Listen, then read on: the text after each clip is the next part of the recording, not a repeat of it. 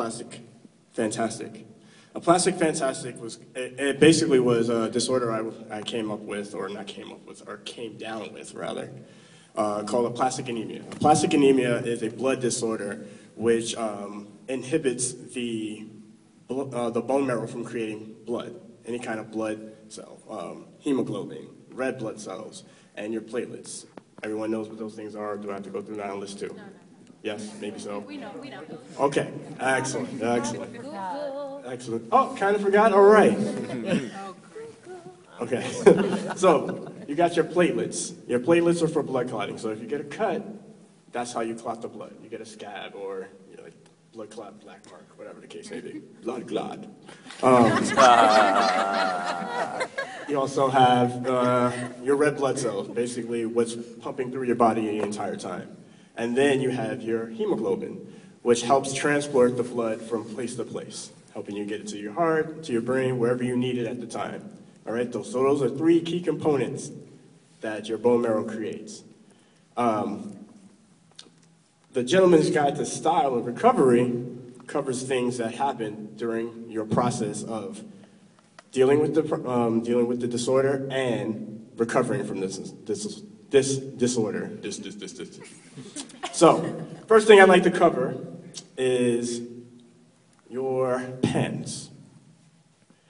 I wear a lot of sweatpants, not because I really want to, I'm also a dancer, but not because I really want to. I cannot fit many of the jeans that I have at home. So I have to rely on things that have either elastic or a drawstring. A funny moment about that is I was walking out the hospital for the first time since my bone marrow transplant that saved my life. And I had this horrible thought that my pants would fall as I was walking down the hallway. And all I could hear was like the song Chariots of Fire. Anyone know that song? Dun, dun, dun, dun, dun, dun. And I'm walking down the hallway in slow motion, and then my pants fall straight to my ankles as I'm walking out, ruining that beautiful moment of escaping the hospital after 6 months. So I pretty much bought a lot of pants that stay on. Moving on, I'd like to talk about shirts. Now, shirts are very important. There are two reasons why I have to wear shirts that have long sleeves.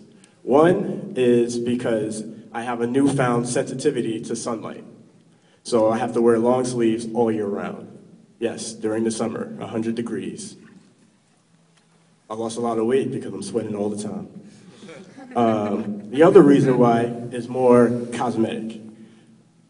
Being in the hospital for so long, you have to deal with a lot of injections, transfusions, and IVs. So if you look at my arms, I kind of look like a crackhead because of all the track marks that are all over my arms. Kind of scary, right? Especially the ones that are dried up. Really disgusting. So I wear a lot of long sleeve shirts to cover and hide that. Then I have one of my favorite things, my hats. Hats are very important, beginning and end. One, they hide the baldness that I experienced while experiencing chemotherapy, because you're treated like a cancer patient pretty much when you have aplastic anemia.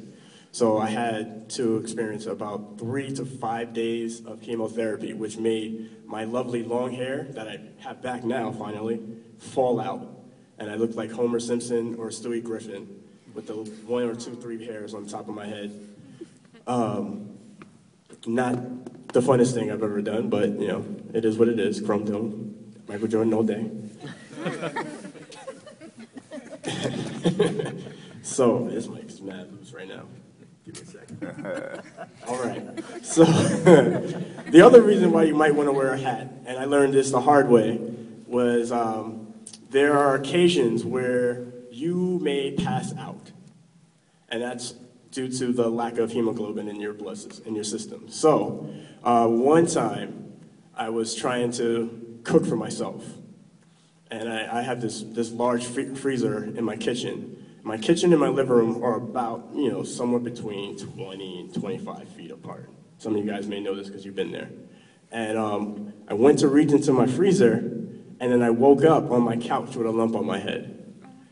Apparently, I had fallen all the way from my freezer to my couch and banged my head on my wall and woke up later on. Scary things like this happen quite often, to the point where my girlfriend, Cece, pretty much would find me in the middle of the night laying on the floor after trying to go to the bathroom, shaking because I had passed out or hit my head on the wall in the hallway. A little scary, but you know, the thing you want to invest in is, if you're a b-boy, you get a spin cap. It has a nice little cushion in the front. It'll protect you from everything. Or grab a helmet, whatever you want. The next thing I want to get to is something that became a little bothersome because it was such a little thing to deal with. More so because it was an everyday thing that we kind of overlook now that we're all adults. Or some of us are adults. I know that one right there is not.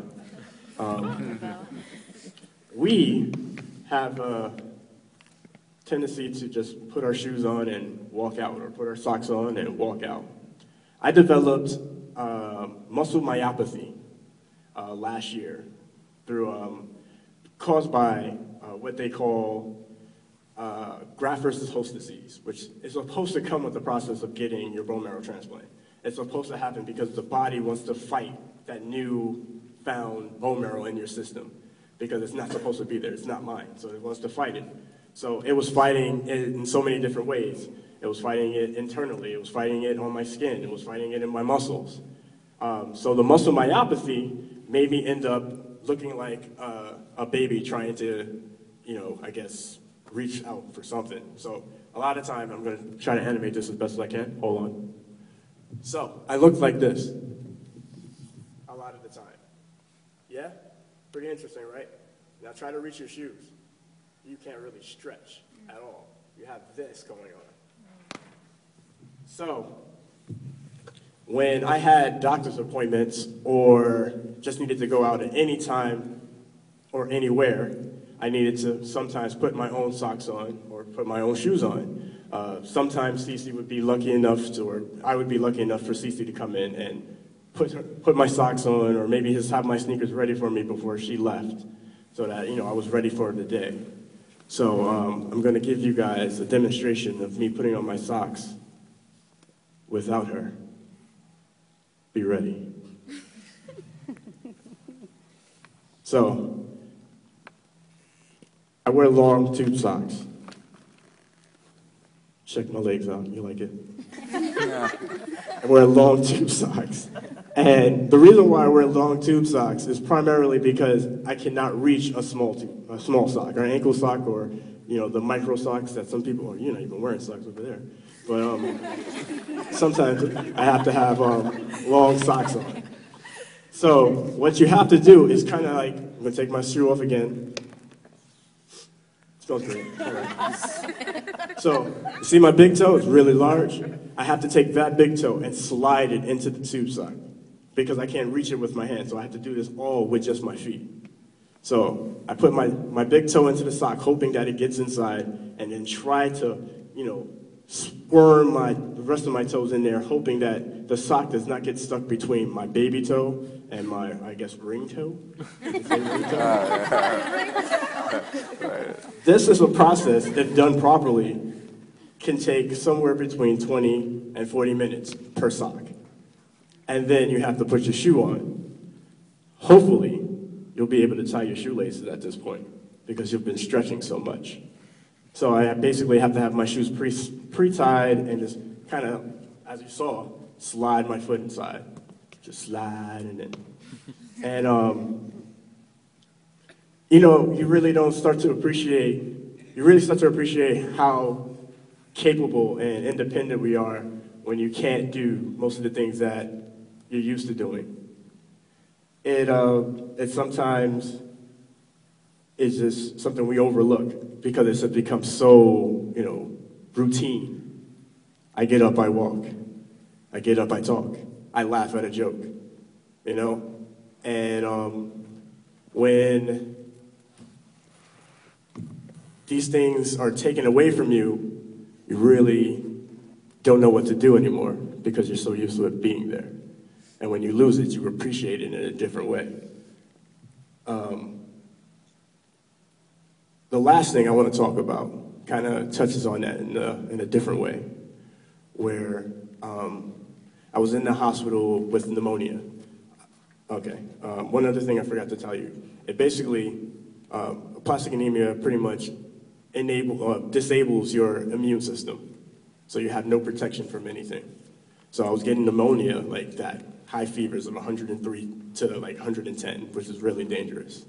So I was in the hospital one time, and my parents had just come to see me, and we were having fun, telling jokes about, you know, the people in the room or the patient next to me that couldn't use the bathroom by himself and such, you know. And before they were leaving, my mother reached in her purse and she pulled out this this rosary. Now, I'm not a church person. I don't really, you know, believe completely in all that stuff. I do know there was something that created everything, and, you know, I'm grateful for that big bang that created the faces that I see in the audience. But when she took that rosary out and handed it to me, I felt like she was giving me the last gift I was ever gonna get. And I started crying like crazy. Like, I'd never cried that hard in my life. Like, my mom looked at me and she's like, it's okay, it's okay. My father looked at me and was like, oh, time to go. And he left. Because he can't deal with that kind of stuff too. Like, I have a very sensitive family. We're all very in tune with our emotions, especially the angry ones.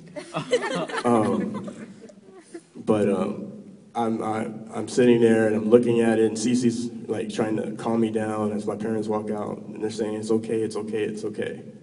And I took the rosary and I put it around my neck, but, you know, it kind of became a little uncomfortable, so I would wear it around my wrist, kind of like these wristbands right now, which mean a lot to me too, and I'll tell you about that later. But I wore it around my wrist pretty much throughout the entire process, and it did something for me that I didn't think it would ever do. It really just brought everything back down to earth for me, and it felt like it protected me. And I didn't think something that small would mean so much to me until I finally left the hospital and got home, and it shattered into pieces. It literally, as I got home, just fell off. And at the moment, I was a little upset, but then I thought about it. It was done protecting me. Its powers were done. Its job was done. I was back home, and it was on the road to recovery again. And the positivity and just want to get better that item gave me pretty much sums up the entire reason why there's a gentleman's guide to style and recovery. Because the only way you can truly recover is if your style matches your attitude. Thank you.